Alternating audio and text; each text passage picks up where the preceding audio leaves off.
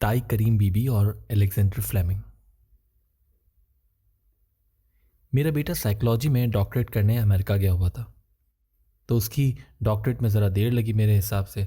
तो मैं एक एहसास वाले बाप की तरह नाराज़ हुआ कि भाई इतनी देर क्यों लगाई है। आप लोग भी कभी कभी घर में नाराज़ होते होंगे। मैंने कहा कि मैं इससे जाके पूछूं कि क्या बात है। तो पिछले से पिछले साल मैं वहाँ गया तो उसके हेड ऑफ़ द डिपार्टमेंट से मिला, तो उन्होंने कहा कि नहीं, ये तो बड़ा परफेक्ट है, कोई शिकायत नहीं, बल्कि हम तो ये चाहेंगे कि ये कुछ और देर तक हमारे पास रहे और हम इससे कुछ फ़ायदा उठा लें। यूँ मेरी तसल्ली हो गई। यूनिवर्सिटी से घर जाते हुए मैं उसकी कार में बैठा था और वो कार चला रहा था। हमारी गाड़ी से आगे एक और शख्स गाड़ी ले जा रहा था और वो आहिस्ता आहिस्ता चला जा रहा था और हिचकोले भी खा रहा था। तो मैंने अपने बेटे से कहा कि हॉर्न बजाओ और उसको एक तरफ करो। तो उसने कहा कि अब्बू मैं अभी कुछ बंदोबस्त करता हूँ। तो मैंने कहा भाई आप इसको हॉर्न दें। तो वो कहने लगा कि अब्बू यहाँ हॉर्न देने का रिवाज नहीं है। मैंने कहा कि वो तो साइलेंस जोन में होता है, ये तो वीराना है। तो उसने कहा कि बस हॉर्न नहीं देते हैं ना। मैंने कहा कि क्यों नहीं देते। कहने लगा कि मैं इसलिए नहीं देता हूँ कि ये आगे जाने वाला मुझसे उम्र में ज़रा बड़ा है, बहुत मुमकिन है कि इसने नई गाड़ी चलानी सीखी हो और मैं अगर हॉर्न दूंगा तो वो घबरा जाएगा और उसका नुकसान होगा, तो मैं ये नहीं चाहता। मैंने कहा कि दफ़ा करो, उसका नुकसान होता है तो हो, तुम्हें इससे क्या, बजा हॉर्न और उसको हटा। कहने लगा कि नहीं, मैं माफ़ी चाहता हूँ अब्बू, ये ज़रा मुश्किल है, मैं इसलिए नहीं कर सकता कि ये मेरा कोलीग है। ओहो, मैंने कहा अच्छा, क्या ये यूनिवर्सिटी में तुम्हारे साथ पढ़ता है या पढ़ाता है। उसने कहा कि नहीं, पढ़ता पढ़ाता नहीं है। मैंने कहा कि ये तुम्हारा क्लास फेलो है। तो उसने कहा नहीं अब्बू, ये मेरा क्लास फेलो नहीं है, बल्कि ये मेरा रोड फेलो है। हम एक ही सड़क पर जा रहे हैं, इस रिश्ते से हम एक दूसरे के फेलो हैं, हम उसे तंग नहीं कर सकते। तो मैंने कहा कि बेवकूफ़, तुझे ये इल्म हासिल करने के लिए यहाँ भेजा था, नालायक आदमी। तुमको कहा था कि पीएचडी करके आओ, ये तो तुम बिल्कुल ही म्याऊं म्याऊं से हो गए हो, ये कितनी बुरी बात है। मैंने उससे कहा कि देखो, वापस अपने घर लाहौर चलो और बेसब्री की ज़िंदगी बसर करो और वहाँ का ट्रैफिक देखो। यहाँ आकर तो तुम बिल्कुल नालायक हो गए हो। इस आदमी को अपना रोड फेलो बता रहे हो और उसकी इज्जत अफजाई के लिए और उसको नुकसान ना पहुँचाने के लिए ये सब कर रहे हो। हम तो वहाँ ज़रा कोई करीब आ जाए तो ऐसा धक्का देकर गुजरते हैं कि उसकी जान निकाल देते हैं। मैंने कहा कि ये सब्र की बात तुमने कहाँ से सीखी। उसने कहा कि सब्र हमारे यहाँ आम है, बल्कि हमारे मुसलमानों में तो सब्र की बहुत तलकीन है और हम इसे पढ़ते हैं, लेकिन उसको बहुत गहराई के साथ नहीं समझते कि इसका मतलब क्या है। यहाँ आकर मुझे अमली ज़िंदगी का पता चला कि सब्र के क्या माना है और इसके क्या फ़वाइद हैं और ये इंसानी ज़िंदगी को किस कदर इस्तेकाम अता करता है। ये बात बार बार दोहराई जाती है कि अल्लाह जो है, आप इस पर पूरा पूरा भरोसा रखें और अल्लाह जो है वो आपके हर मसले को हल करने के लिए आपके खालिक के तौर पर मौजूद है और अल्लाह की रहमत से कभी मायूस नहीं होना चाहिए। जब तक आपके हाथ में सब्र की डोरी नहीं होगी, उस वक्त तक आप ला तकनतु के माने नहीं समझेंगे। मैंने कहा कि भाई ये तो कुछ अजीब सी बात कर रहा है, मैं दीन के बारे में इतना गहरा मुताला नहीं रखता जितना कि तू मुझसे बात कर रहा है। मैं तो चाहता हूँ कि अमल हो, तेज़ी हो, आगे बढ़ने के लिए कुछ करना चाहिए। उसने कहा कि एक आयरन होती है, आयरन जैसे कि एनवल कहते हैं, जिसके ऊपर लोहार लोहा रख कर कूटते हैं, तो वो बेबस कर देने का सबसे बड़ा सिंबल है ना। उसने कहा कि जब लोहार आयरन के ऊपर चीज़ें कूटता है तो कई हथौड़े टूट जाते हैं, लेकिन आयरन अपनी जगह कायम रहता है। जब सब्र की उसने ये बात की तो मेरे जहन में अपना बचपन आ गया कि मेरे गांव में एक हमारी ताई थी। ताई मेरी असली तो ना थी, लेकिन गांव की ताई सबकी ताई होती है। जब मैं 8वीं में हुआ तो मैं अपनी ताई से अच्छे तरीके से मिला। उसका खावन तेली था, वो फौत हो चुका था, मेरी पैदाइश से पहले फौत हो चुका था। जिस वक्त ताया फौत हुए उस वक्त ताई की उम्र कोई 19 बरस थी। ताई के 2 बच्चे थे, एक बेटा और एक बेटी। इसके बाद उसने कहा कि मैं अपनी ज़िंदगी ख़ुद बनाऊंगी और इन 2 बच्चों का बोझ उठा के अल्लाह के फजल के साथ लेकर चलूंगी। लेकिन काम तो मुश्किल था, बैल की निगहदाश्त करना, कोलो चलाना, तेल पेलना और फिर उसके बाद शाम के वक्त कंधा लगा के उसको निकालना, बहुत मुश्किल काम था। ये काम एक बहुत तगड़ा और تن و من مرد کر سکتا تھا۔ تو میں جب اس سے ملا، وہ میرے لیے ایک ایسا کردار تھی جیسا کہ آپ نے ریڈرز ڈائجسٹ میں عام طور پر پڑھا ہوگا، the most unforgettable character I ever met. میں نے یہ دیکھا کہ تائی کے پاس ایک چھوٹی سی رنگین سی پیڑھی تھی، وہ ہر وقت اس کو اپنے ساتھ رکھتی تھی۔ بیل کے پیچھے چل رہی ہے تو پیڑھی اس کے ہاتھ میں ہے، کھانا پکا رہی ہے تو پیڑھی اس کے ہاتھ میں ہے، رنگین سی، بڑی خوبصورت سی تھی۔ کوئی بھی کام کری ہے تو پیڑھی اس کے ساتھ ہے، وہ اس کو ہر وقت اپنے قریب ترین رکھتی تھی۔ میں نے کبھی اس کے بارے میں اس سے پوچھا نہیں، لیکن میں اس سے متاثر ضرور تھا کہ یہ ایک نئی طرز کی چیز ہے جو اس نے بڑی احتیاط سے اپنے پاس رکھی ہوئی ہے۔ ایک دن جب اس نے مجھے ساگ اور روٹی دی اور میں قریب رکھی پیڑھی پر بیٹھنے لگا تو اس نے کہا کہ نہیں نہیں نہیں پت بیٹا، اس کے اوپر نہ بیٹھنا۔ دوسری دو پڑی ہیں، ایک چھوٹا سا موڑا بھی پڑا ہوا تھا، تو میں نے کہا کہ تائی اس کے اوپر کیوں نہ بیٹھوں؟ تو اس نے کہا کہ یہ بڑی ادب والی پیڑھی ہے۔ کہنے لگی کہ جب تیرا تایا فوت ہوا تھا اور میں 19 برس کی بیوہ تھی، ایک لڑکی سی تھی نا، تو میرے اوپر مشکلات کا ایک پہاڑ ٹوٹا۔ تو ہمارے گاؤں کے ایک مولوی صاحب نے کہا کہ کریم بی بی فکر نہ کرنا، اللہ جو ہوتا ہے وہ صبر کرنے والوں کے ساتھ ہوتا ہے، ان اللہ مع الصابرین۔ اگر تو صبر کرے گی تو اللہ تیرے ساتھ ہوگا، اور اللہ سے بڑی کمپنی کس کی ہو سکتی ہے؟ کہنے لگی کہ میں بڑی خوش ہوئی اور میں نے تہیہ کیا اور میں نے 2 رکعت نماز نفل پڑھے اور میں نے کہا کہ اے اللہ مجھے تقویت عطا فرما کہ میں صابروں میں سے ہو جاؤں اور صابرانہ زندگی بسر کروں۔ چنانچہ اس تہیے کے ساتھ میں نے زندگی بسر کرنا شروع کر دی اور میں کرتی رہی۔ ایک دن مجھے خیال آیا، کیا واقعی اللہ ہر وقت میرے ساتھ موجود ہے؟ یہ خیال آنے کے ساتھ ساتھ میرے اوپر ایک ذمہ داری عائد ہو گئی کہ اللہ جب موجود ہے تو ہے، آتا بھی ہے، تو میں اس کو بٹھاؤں گی کہاں؟ اللہ کے لیے تو ایک اچھی سی کرسی ہونی چاہیے نا۔ وہ میرے ساتھ جو ہے، تو میں نے ایک پیڑھی لی اور اس کے اوپر یہ نوار لگائی، اور میں اس کو ہر وقت ساتھ رکھتی ہوں، چونکہ ان اللہ مع الصابرین، اللہ صبر کرنے والوں کے ساتھ ہے۔ مجھے یقین ہے کہ وہ ہے، اس لیے ہم میں سے کوئی بھی اس پر نہیں بیٹھ سکتا۔ جب میں نے یہ دیکھا کہ صبر کی ایک کہانی میرے سامنے ہے، میری زندگی کے درمیان سے ہو کر گزری ہے، تو پھر مجھے خیال آیا کہ یہ جو میرا بیٹا ہے یہ ٹھیک ہی کہتا ہے اور اس کی یہ بات وزن رکھتی ہے۔ لیکن میری زندگی کی تربیت کچھ اس انداز سے ہوئی تھی کہ دبا دب، چھیتی، زیادہ جلدی، ترقی کرنے کی خواہش کرنا، زیادہ اوپر چڑھنے کی کوشش کرنا، اور وہ استحکام اور خوبی نہیں ملتی تھی جو انسان کا ترہ امتیاز ہونا چاہیے۔ لیکن ذہن میں یہ خیال آ چکنے کے بعد بھی میرا جو دل ہے وہ اس پر ٹکا نہیں۔ پھر میں جب امریکہ سے یہاں آ گیا تو میں نے یہاں آ کر سوچا کہ مجھے کسی مولوی سے یا کسی دین کے معاملات کو گہرائی سے سمجھنے والے سے یہ پوچھنا چاہیے کہ صبر کیا ہوتا ہے اور کیا کرنا چاہیے اس کے لیے۔ تو میرے ایک دوست تھے مولوی موسیٰ، وہ بہت چھریرے بدن کے آدمی، بہت پیارے مولوی، بڑے انلائٹڈ، بڑے عجیب طرز کے آدمی تھے۔ میں آپ کو بتاتا ہوں کہ میری ان کے ساتھ وابستگی کیسے ہوئی۔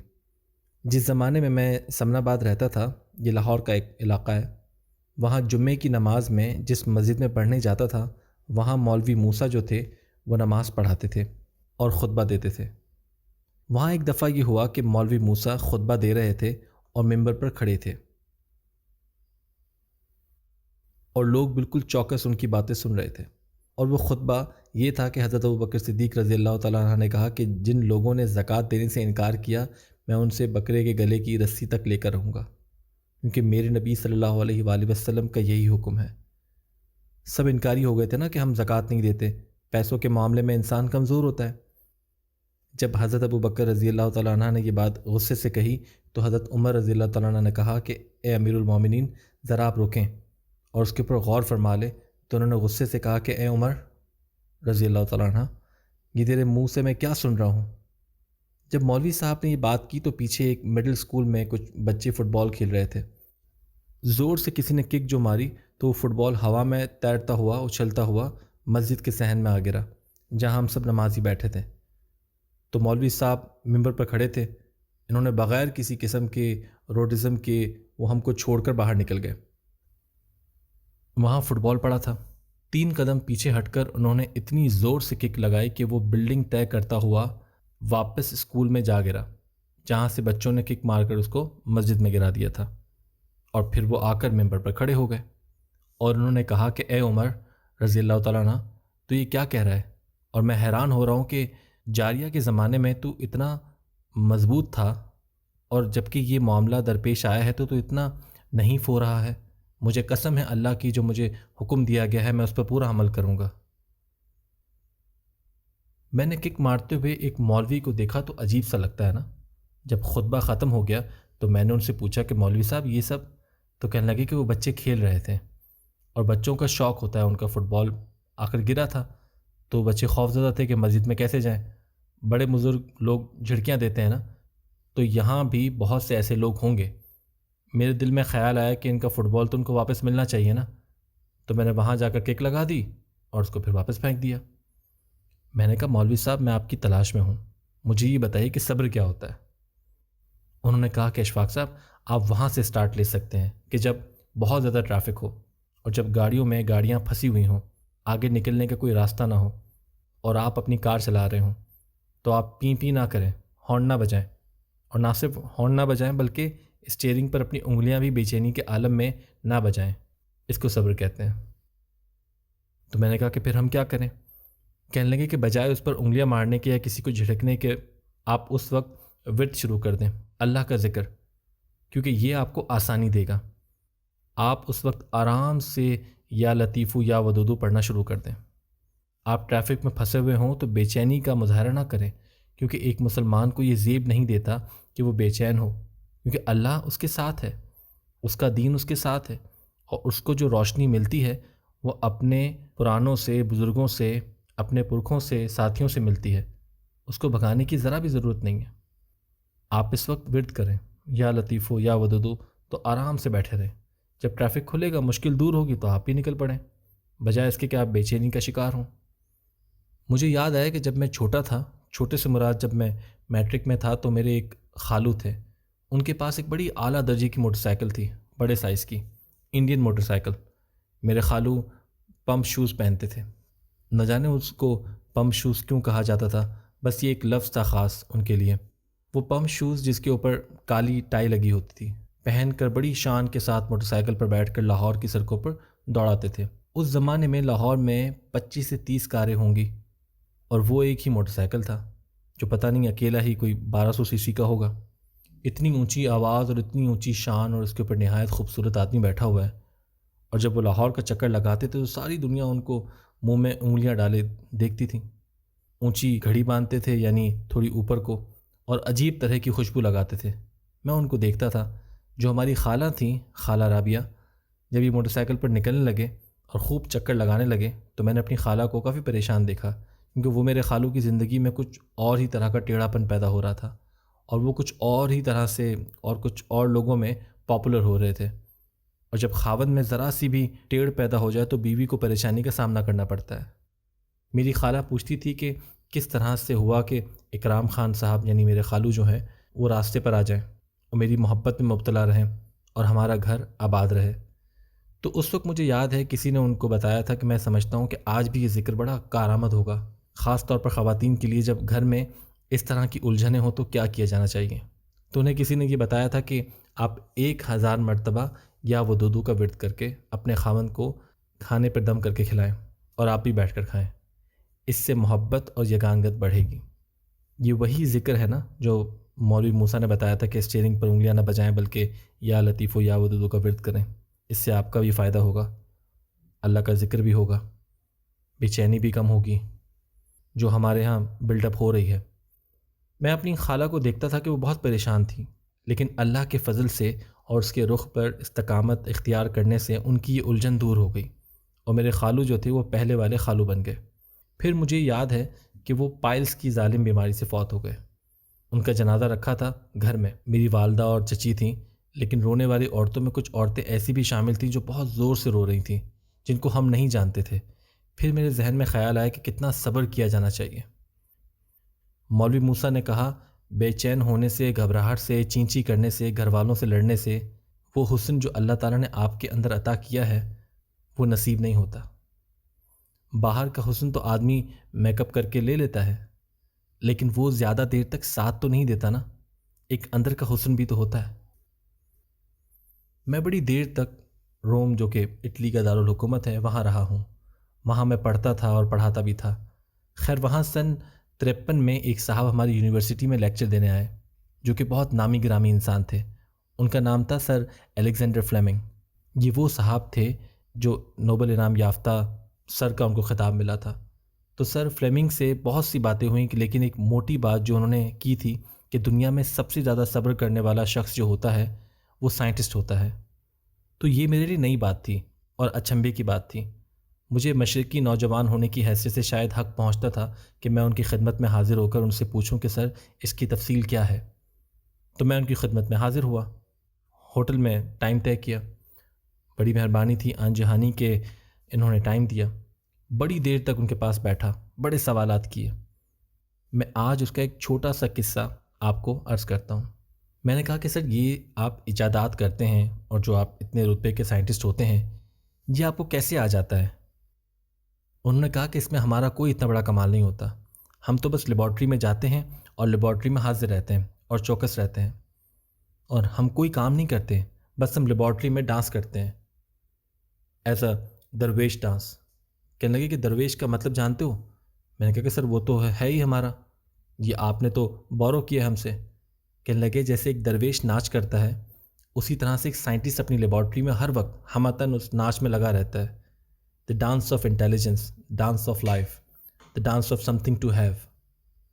اچھا میرے لیے نئی بات تھی کہ یہ کیسے ہو سکتا ہے، اور انہوں نے کہا کہ علم جو ہے وہ عالم مطلق کے پاس ہے، اللہ کے پاس ہے، انسان کے پاس نہیں ہوتا۔ پھر وہ ذرا سے ڈرے کیونکہ میں بالکل ینگ تھا۔ کہنے لگے do you believe in God? میں نے کہا سر بلیو کیا کرنا ہے، وہ تو ہے ہی ہمارا۔ تو کہنے لگے اچھا thanks God that you believe in God. میں آپ کو بتاتا ہوں کہ علم جتنا بھی ہے وہ اللہ کے پاس ہے، اور وہ اپنی مرضی کے مطابق جب چاہتا ہے انسانوں کو عطا کرتا رہتا ہے، نہ پہلے نہ بعد میں۔ انسان اپنی کوشش اور جد و جہد سے اور اپنی ہمت سے علم حاصل نہیں کر سکتا۔ میں نے کہا کہ یہ کیا بات ہوئی، ہم تو کوشش جد و جہد اور اسٹرگل کے بندے ہیں، اس کے بغیر تو ملتا ہی کچھ نہیں۔ انہوں نے کہا کہ نہیں، اس کے لیے آپ کو ایک کانسٹنٹ، ایک مسلسل حاضری اور ڈانس کرنے کی ضرورت ہے، جھولی پھیلا کر، کشکول اپنا لے کر موجود ہو کہ کب علم عطا ہو۔ وہ جب چاہتا ہے دیتا ہے۔ تو وہ کہنے لگے کہ کئی ہزار برس سے درختوں کے اوپر سے سیب زمین پر گر رہے تھے، کسی نے کوئی نوٹس نہ لیا، سیب تو گرتا ہی رہتا ہے نا۔ پھر اللہ نے جب علم عطا کرنا مقصود جانا تو پھر اس نے ایک فرشتے سے کہا کہ جا، یہ جو ایک بابا کوٹ پہن کر سیب کے درخت کے پاس بیٹھا ہوا ہے اس کے کان میں جا کر کہہ دے کہ یہ گریوٹی ہے۔ تو فرشتے نے غالباً کہا ہوگا کہ گریوٹی گریوٹی، پھر اس نے سوچا ہوگا کہ یہ کیسے گرا، اور اس کے اوپر اس نے کام کرنا شروع کر دیا، اور اس طرح سے علم صرف عالم مطلق اپنی مرضی سے عطا فرماتا رہتا ہے۔ پھر انہوں نے مجھے بتایا دیکھو عمل اور کوشش سے کچھ نہیں ہوتا، ایک بیماری بڑی خوفناک ہے اور اس کا کوئی علاج نہیں ہے، اور بڑے لوگ اس سے مر رہے ہیں، اس کی ریسرچ پر ہزاروں لاکھوں کروڑوں ڈالر خرچ ہو رہے ہیں اور ہزاروں لاکھوں کروڑوں پاؤنڈز خرچ ہو رہے ہیں، لیکن اس کا کوئی سر پیر معلوم ہی نہیں ہو رہا۔ میں ڈر گیا، میں نے کہا کہ یہ ایسی کون سی بیماری ہے؟ کہنے لگے اس کو کینسر کہتے ہیں۔ مجھے پتہ ہی نہ تھا کہ کینسر کیا ہوتا ہے۔ میں نے کہا کہ اچھا جی، میں نے تو کبھی نہیں سنا۔ سے کہا ہاں ایک بیماری ٹی بی ہے۔ کہنے لگے کہ یہ ٹی بی سے بھی خطرناک ہے، ہم کوشش کرتے رہیں گے، ہم ڈھونڈتے رہیں گے، ہم تلاش کرتے رہیں گے، لیکن اس کا علم صرف اسی سے عطا ہوگا اور وہی اس کی ڈیٹ مقرر کرے گا۔ کوشش ہماری جاری رہے گی کیونکہ یہ اس کا علم ہے۔ میں نے کہا سر آپ کے خیال میں اس کا علاج کب مل جائے گا؟ تو کہنے لگے کہ میں یقین سے تو نہیں کہہ سکتا، میرا اندازہ ہے کہ شاید 1960 یا سن 1962 میں اس کا علم ہو جائے۔ تو پیارے لوگوں، سن 1960 اور 62 گزر گیا، سن 90 گزر گیا، 92 گزر گیا، اب سن 98 ہے۔ وہ جب چاہے گا عطا کرے گا، ہمیں اپنی جھولی پھیلا کر اس کے حضور مسلسل رقص کرتے رہنا ہے تاکہ وہ دے، اور صبر اختیار کرنا چاہیے جو وہ سائنٹسٹ اپنی ریسرچ میں اور اپنی تحقیق میں کرتے ہیں۔ اللہ آپ کو آسانیاں دے اور آسانیاں تقسیم کرنے کا شرف عطا فرمائے۔